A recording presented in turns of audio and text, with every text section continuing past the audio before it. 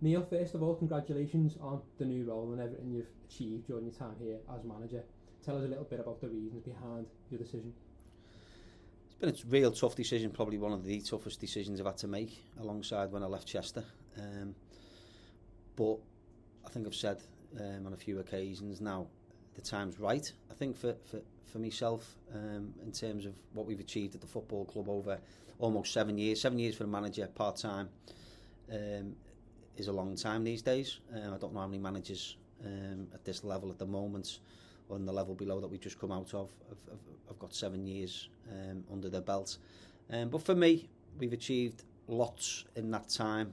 I do think, I know we talk about it, but I think if anyone was here, from day one when we arrived as a football club to where we are today, or Saturday when it's my final game, you wouldn't be able to chalk and cheese. You wouldn't be able to recognise the football club in terms of what's achieved. And I think I've said all along, when I left, when I was going to leave Marine, if we would have got relegated, I've got 2 years left on my contract, then I would have stayed. But likewise, to get the club back into the division.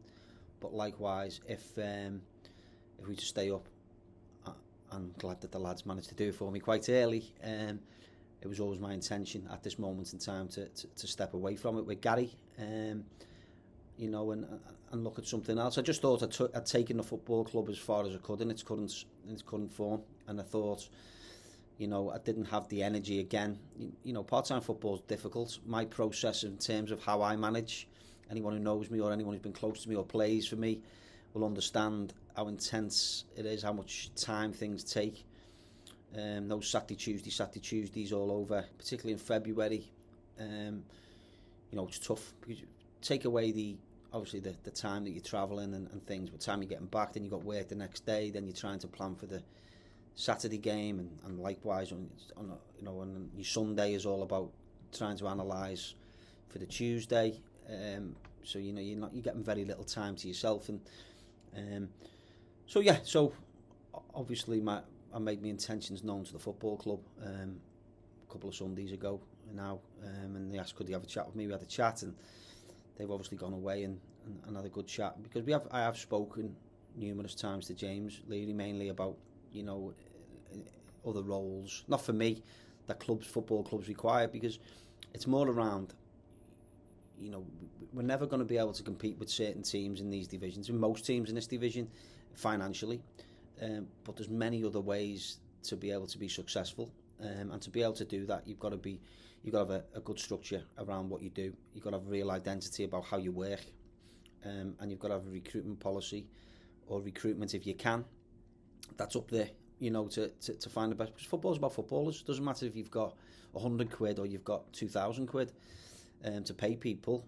Obviously quality comes in different ways, but I've always found that if you can get value for money, you have to do that, and that's what we've done over many years here, and hopefully we'll continue to do that in this new role, and that for me, when the club mentioned it and we spoke about it and backwards and forwards, and then a final meeting a couple of Mondays ago around what the remit actually was and what it was going to do, because I'm not one of them that'll just, I've got to be busy. If I'm going to do something, it's got to be done properly, and it's got to be done, we've got to make sure that everyone's tied into what we do.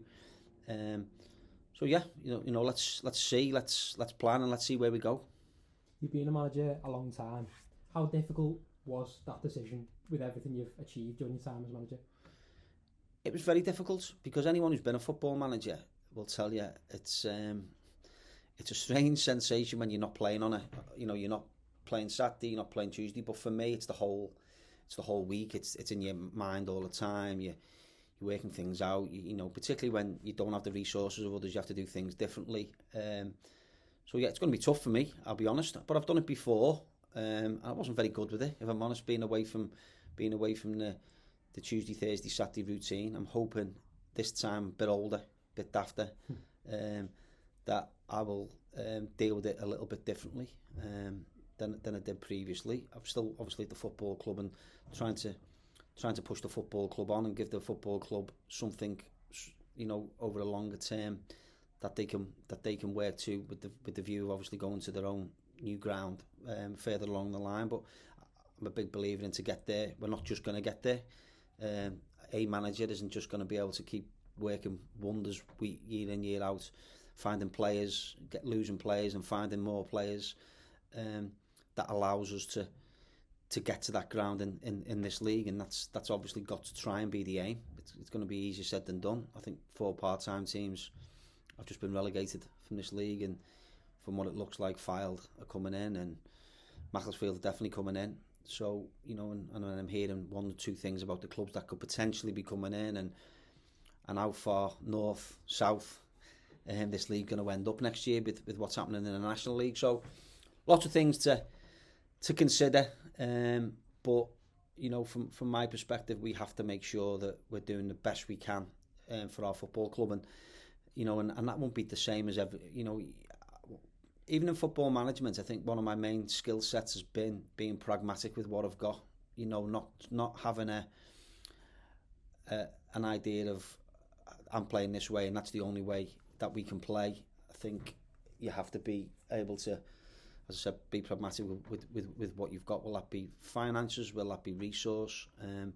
But what I will say is my teams, the lads that I've had here through all the years, give everything that they've got, and they'll go through brick walls. And I think that's why the fan base relates to them so much. I think that's why the fan base has been built so much over a period of time, because I said to somebody earlier on today, you know, football's played in many different ways, and you know, their reply to me is, you know, we really love the way your teams play, because they can go long and battle, but what you'll always see is fight, battle, you know, that consistency to want to win, and that's how we recruit, and we've got to carry on recruiting that way. That's the way we are at the moment, and it hasn't done us too bad so far. No, you see some of the lads behind you, some of those fantastic memories of your time here.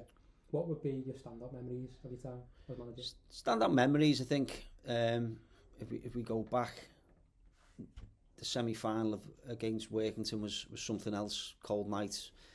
Workington always a tough place to go. Played there I don't know how many times since I've been at Marine, in all sorts of weathers, and electrics going off in dressing rooms and all those good things. But you know, great club up there. Neil Kenji, who we brought in, you know, was on the bench at Staley Bridge, and brought him in on loan. Talk about recruitment again. You know, he's one of the standout pieces of recruitment since we've been here. I went to watch a game at Staley Bridge, and Neil was playing up front on his own, and they had a man sent off. I can't even remember who it was against, and he never stopped. And then I looked, and he was on the bench for a couple of weeks, and we managed to bring him here on loan, and then we managed to sign him permanently. And the rest, they say, is history. You know, he's done so well for us. But that game, Workington, when he got his hat-trick, and the way we done it, last minute of the game, and you know, and then obviously scored a great goal in extra time. So that was one. If they had to pick standouts, Colchester United away. I'll never forget that.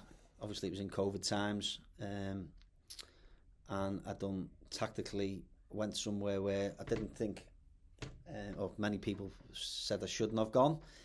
You know, with Niall knocking off one of their centre backs and letting them play out one side, and it worked. Sometimes they don't work. It worked. I know the lads on the morning of the game, when I told them, were looking at me as if I'd lost the plot. And in fact, one of them said to me, I was assured that this is what I wanted to do, and you know, but again, we can, as a manager, you can put tactical plans in place. Lads have to carry it out, and then, you know, I always tell a story of, obviously the next big one was obviously the game here when Niall gets a goal, which is everywhere, isn't it? You know, if you're watching Marine, it's that cross and that header across from answers it, and it's Niall, and on his he heads it, shall we say, into the net, and you know, the place goes wild, or the people that were here goes wild. And then obviously the draw was something else. Being involved, as you know, growing up, always third round draw, wasn't it? Waiting for see Liverpool pulled out the hat.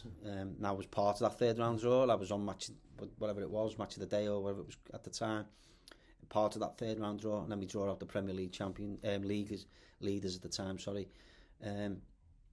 And then, you know, we got the opportunity to play against Jose Mourinho and all the stars from Tottenham who we brought with them, which was first class. But, and people might think, my best memory, I think, and biggest memory was our promotion last year, was it now? You know, to beat Rylands here, who beat us quite comfortably away from home a few weeks before. You know, to beat them here like we did. You know, we changed the way we played and played a different system, and we went on and won. And, you know, so as a manager, you know, it's always a risk. But you know, I've been in the game a long time now, so you back yourself and you back what you're thinking. The lads again, brilliant, fantastic. 1-1-0. Sol Solomon, I think, gets us the goal, and then we go to, you know, real underdogs away at Mac in front of a full house, both sets of supporters, fantastic. No one, I don't think, outside of these, you know, our place give us much of a chance to go there and play the way we did, you know, and win the way we did. But for me, that'll stay in my head is the celebrations afterwards and the fans, and there's that iconic picture for me where I think Finn's on somebody's shoulders. I think it's in Barry Lenton's book. You know, those memories will stay with you forever. You know, I think people see me a little bit miserable at times in terms of I don't over-celebrate. I think that's unfortunately the world we live in now with past experiences. You know, you're always waiting for the negatives on the positives, but, you know, it's you know, it was a fantastic achievement. And then obviously this season we've managed to, at the first attempt, I know how difficult it is to this league is, particularly for us and where we are as a football club and where we've come from in such a short space of time, to land in the National League North, and, you know, to be January where we second bottom or even bottom maybe at one stage. I know it was very close down there, but, you know, to then go on the run that we did, and, you know, and I think I said all the time that, you know, I'm not saying that after the event we went far away. We needed a little bit of luck. We needed one or two players. We managed to do both of those. We got a bit of belief. Bobby came back from injury, and the lads played some unbelievable football. And if you look at the stats over the last, I think it's something silly like 30 points out of 45 or something in the last 15 games, which is some going. So, you know, great credit. But I think my main memory, they're the memories of the games. My main memories are of the people, the players that we've had here. Some real characters, and the supporters. You know, the supporters over these last few years. I always said, you know, my job as the manager was to make, you know, on a Saturday or mainly a Saturday, but to make people happy, because I know how different it makes your week feel and work. And I'm glad that I've managed to do that. And as I say, you know, that was one of the reasons why I decided to go from the manager's role now, because I think we built up such a rapport between myself, the team, the staff and the supporters. I wanted to make sure, and I keep saying it, I wanted to make sure that, you know, that was recognised from everyone's and I wanted to make sure that, you know, that we went out the front door in the right way, leaving some sort of legacy behind us. You know, 2 promotions, 2 Liverpool Senior Cups back to back, the club hadn't done before. Left the club in, I think, the highest league position they've ever been in.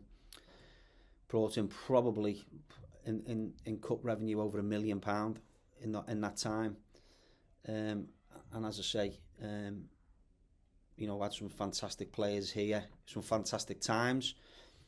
And I think it's important, you know, when you've had that at a club like Marina, probably not expected, that you know when the time is right to give somebody else an opportunity. We spoke last summer about the work you were putting into the group players ahead of the massive step up to National League North level, and you managed to achieve safety with games to spare. How proud are you of the squad you put together to do that? I've always been proud of the teams here, for all the bits that I said earlier, around, you know, they have an identity. The teams have an identity, and that identity obviously comes from the staff and the manager in the main, and we recruit a certain way. But that's the easy bit in terms of, you know, them players have to come in and turn it on, you know, performances in, week out. Usually, in a lot of games, as the underdog. You know, we set them up tactically, we give them a lot of information, but they take it on board. They work as hard as they possibly can. You know, they were down on the luck a lot in games and easy to lose confidence because, you know, I said at the start of the season that if you look at our squads, not many of these lads have played at this level. You know, they're all still trying to get to grips with the level. There's a few lads obviously that are dropping down, but the main, you know, the main group of players was younger players and who'd never played at this level. So, you know, I'm obviously made up because we've stayed in the league, you know, and we've done it quite comfortably in the end. But I'm more made up for the players and the lads that they got a belief. And I said it on Saturday, on Monday, and my chat after Chester, and I fully believe it. I think a bit more self-belief by these lads, and that will come as they get older. I've seen it in one or two lads this year who I had last year, you know, without naming names, and I have spoken to them individually, how they've grown through that experience, and how they've grown physically in games, and I've seen that step up in training, and that just comes from self-belief. And I think on Monday, you know, we lost 2-1 against a good Chester team who were, you know, riding high in the playoffs. The week before we went to Chorley, and in the game, you know, it's all about one-offs, you know, in games, but we more than matched them, and probably with a better team on the day. Kersnashton, we went there and won 1-0. You know, so you might get freak results in this league, but you don't get them as consistently as what we have. You know, Kidderminster 3-1 here, and then we drew 0-0 away. Scunthorpe here, we should have got something. Brackley, you know, so we're really close. So I don't think that we're that far away. But being that far away, we're miles away as well. As a certain type of player that you need at Marine, and that's what we'll be looking at. But from the players' perspective, what they've achieved, not just this year, over all my time that I've been here, I know every one of them lads who put a shirt on have give their all and give their very, very best. And I think, you know, over the years we've got momentum, we've built. But the main thing for me is they've always given everything, even when they've lost. Yeah, there's games when we've lost them, we've been really poor. That's football. It happens at every level. Football happens in the Premier League.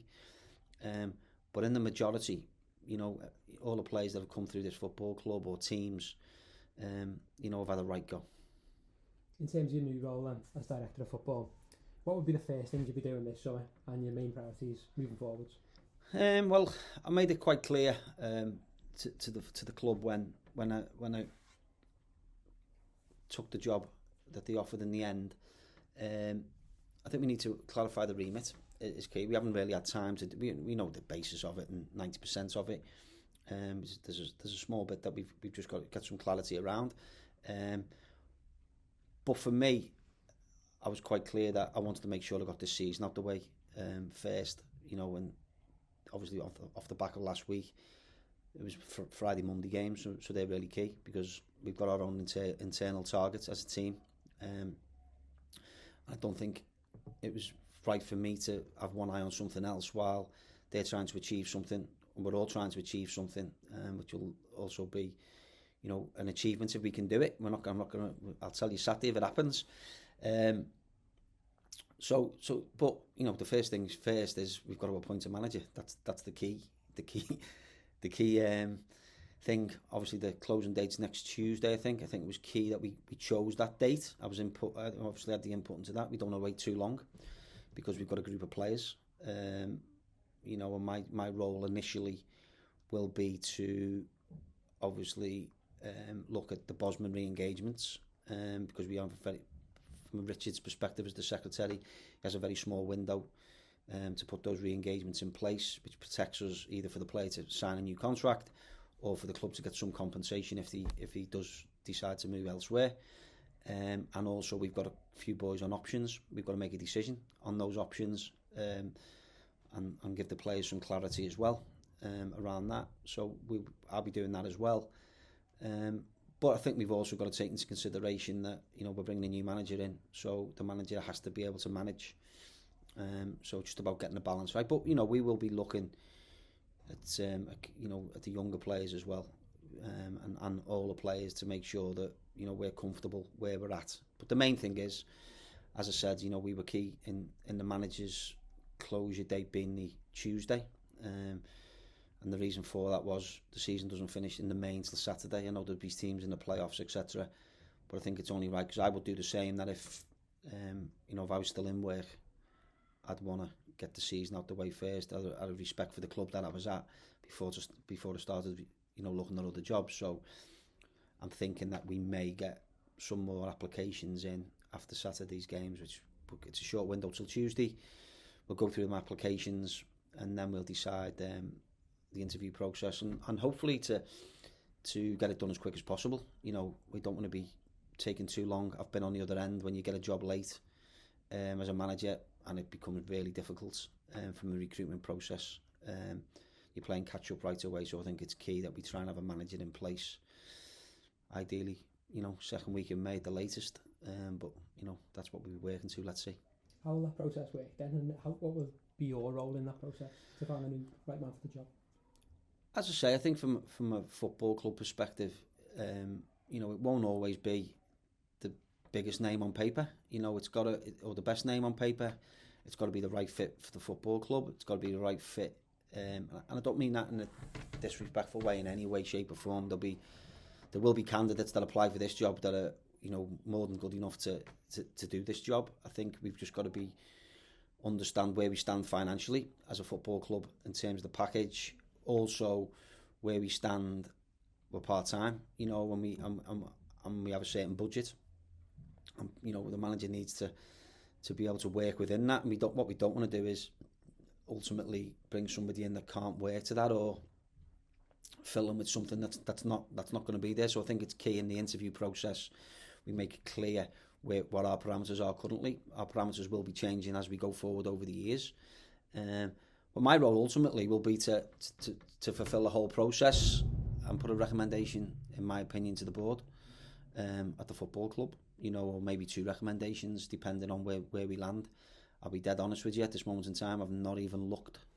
I've told James that I want to get my piece out the way, on Saturday, enjoy Saturday, and then once Saturday's out the way for me, then we'll have a good delve into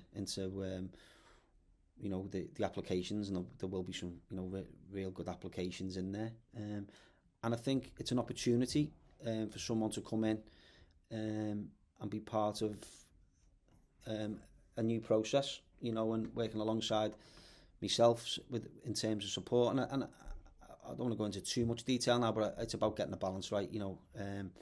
I don't want them to feel that, well, the old manager's here, he's waiting in, because that's not the case. I'm here to support and to hopefully put a structure in for the football club to take them, whoever the manager is, over the next 2, 3, 4 years, whatever that looks like.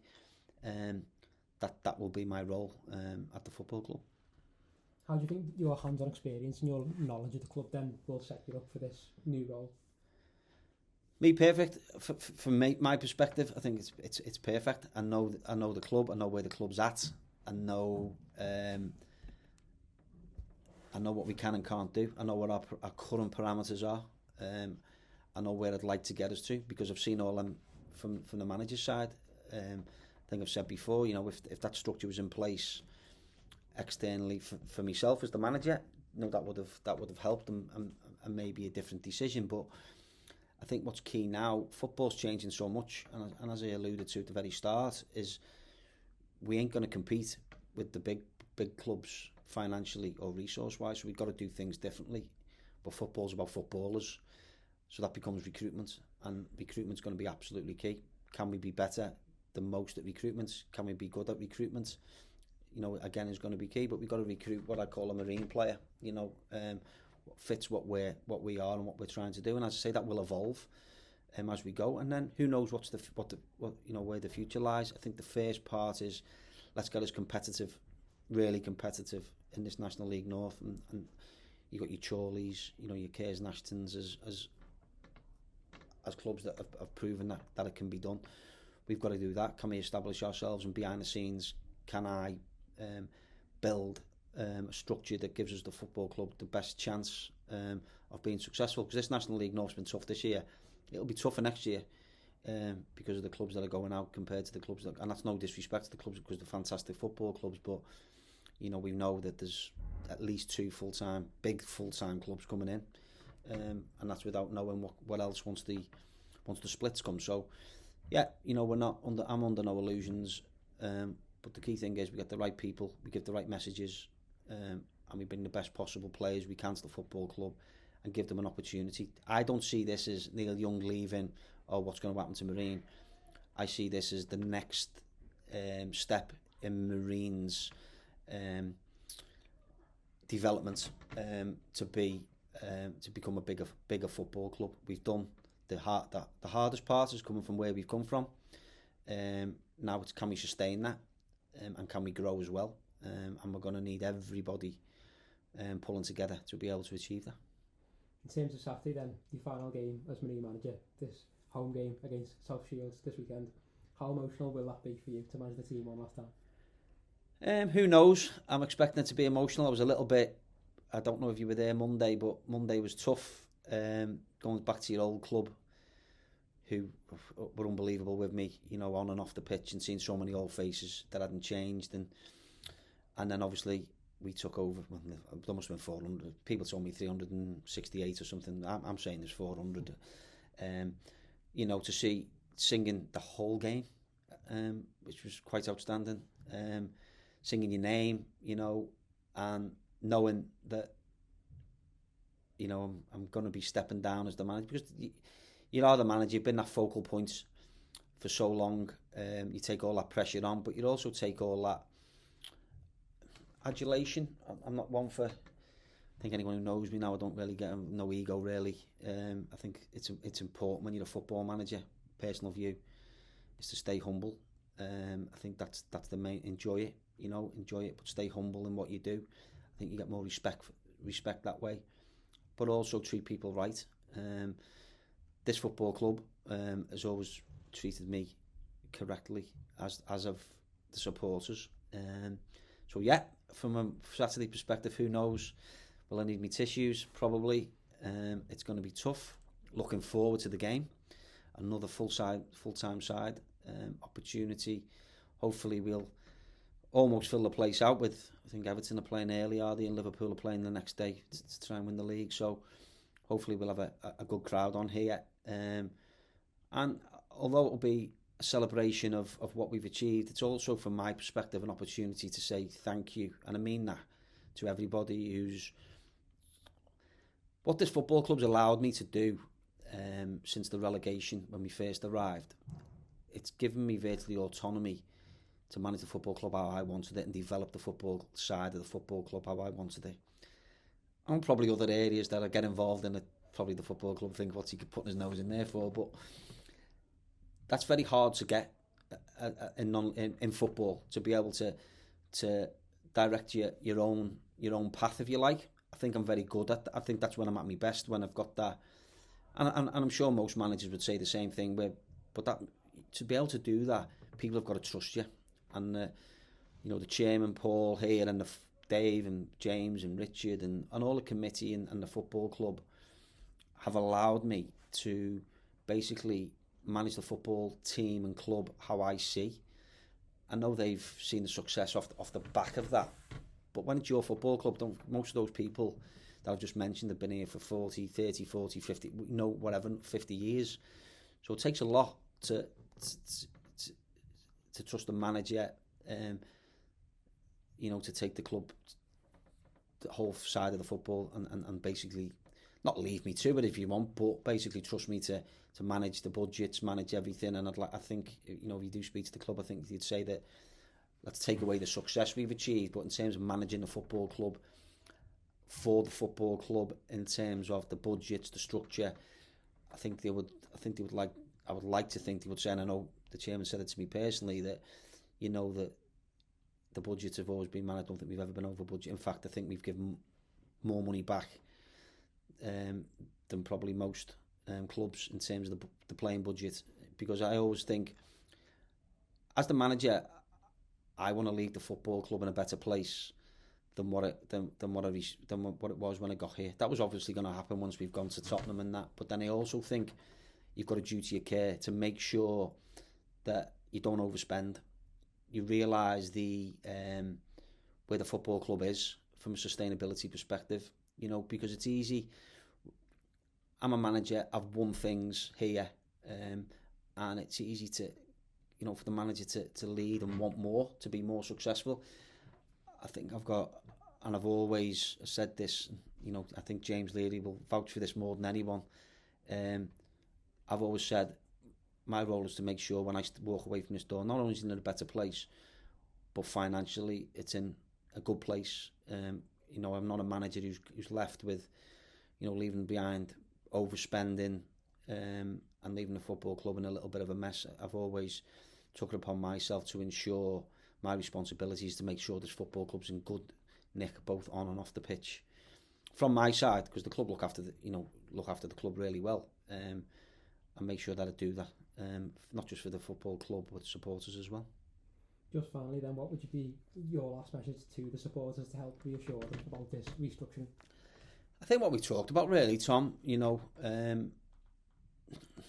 unfortunately nothing lasts forever.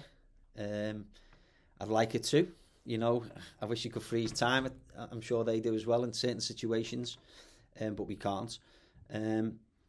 Stepping away has been, as I said before, alongside when I stepped away from Chester back in 2014, two of the toughest decisions I'll ever make.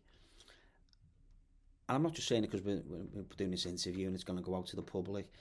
It's more around football's more around the people that you meet, the memories that you make. Yeah, you're going to have success, and I said before around, I go about it quite quietly. I don't get too over it, but I'm really proud of what I've achieved. If someone would have said the Sunday League, Birkenhead Sunday League started off and I've got now, I'm off the back of what we've achieved, 7 promotions and with various teams, and some of the clubs have been at Colwyn Bay, Chester, Camberlades, Rill, Queen's Park on a Sunday, all these clubs, and ultimately Chester, Stockport, Altrincham, and Marine.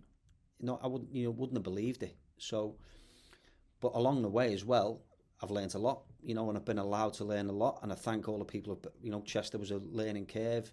Went into a fan-owned football club, which is obviously different, but those skills that I learned there, obviously skills I've learned through my job, have allowed me to come here and give me the best version of me most of the time. The club's in good hands. It's a change. Football clubs change. The biggest football clubs in the world change. The beauty, I think, at this moment is I'm still here in some capacity. Anyone who knows me knows, given the enthusiasm to do things and change, then I'm non-stop. I'll become a pain, if I'm honest, to make sure that we get it as right as we possibly can. Obviously, the big thing from the supporters' perspective is what comes next. But it's like anything, isn't it? If the next manager comes in, we've got to give them every opportunity to be successful. I think that's the key, because if they're successful, the club's successful with us, and we all have happy times, and we all have those. The supporters can go away from home and home watching their team. But as I say, I don't think. Yeah, I know there'll be apprehension. New manager change is difficult for everybody, isn't it, all the time? But I do think, if we stick together, I think there'll be a really bright future for the football club, and it's needed. I think that's the key bit in all this. It's absolutely needed.